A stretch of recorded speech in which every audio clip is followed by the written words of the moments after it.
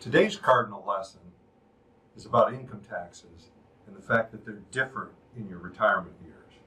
And what I'm going to do is I'm going to show you how to deal with that.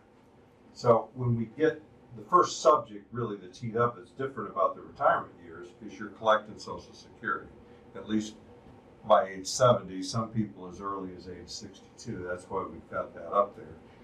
And the first thing is if all you have is Social Security for income in retirement, you're not going to pay any taxes on your Social Security. And then if you have only your Social Security and a little bit of other income, and when I say a little bit, let's say like less than $10,000 a year, whether it's interest, dividends, withdrawals from an IRA, maybe a part-time job, whatever money you're collecting, if it's taxable income of $10,000 or less, let's just say you're going to pay no taxes on your Social Security, or you're not going to pay much. Now there's a formula, and the formula is going to have a difference of whether you're an individual filing your taxes or whether you're married and filing jointly, okay, which is very similar to the tax return, and most folks are a little bit familiar with this. And they've got thresholds that when your other income added to part of your Social Security, it's this formula. And I'm not going to go through the whole formula and calculate the tax for you in this video.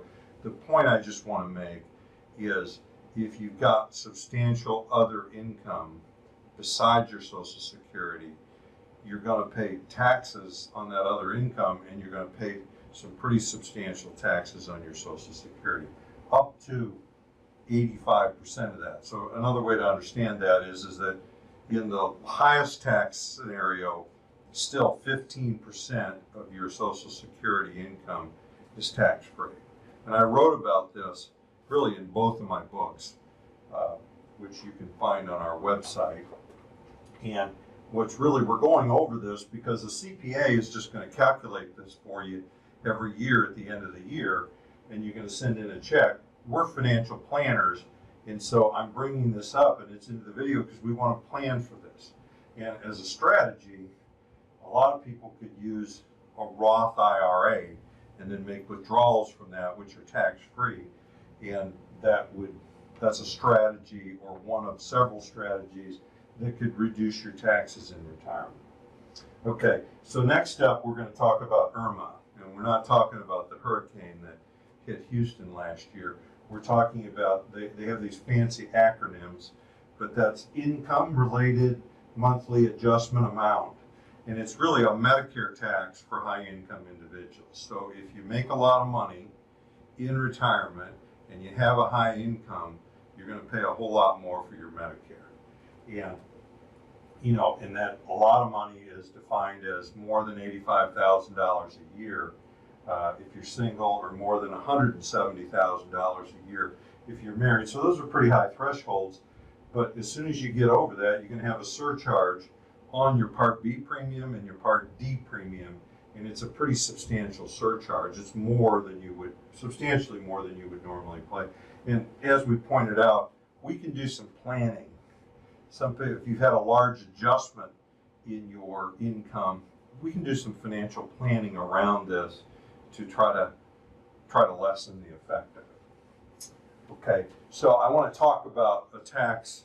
You could call it a loophole, a benefit, but it's only available for people over age 70 and a half that are subject to the required minimum distribution. So if you have an IRA, you're over 70 and a half, and you donate to charitable institutions like your church or some other charity that you would normally deduct those from your taxes, there's a way through what is called a QCD, or a qualified charitable distribution, to donate money and do it directly from your IRA, and it never shows up on your income tax statement.